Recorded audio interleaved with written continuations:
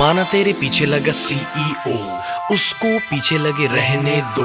अपना ध्यान बस मुझ पे रखो और उसको सड़ने दो। क्योंकि मुझे छोड़ अगर तू उसके पास जाएगी, वहां पे कहां तू ये सुख पाएगी। आखिर मेरे पास वापस तू आए और आगे ना तो तू पागल हो जाएगी।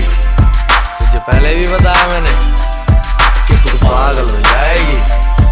तुझे पहले भी बताया था मेरे पागल।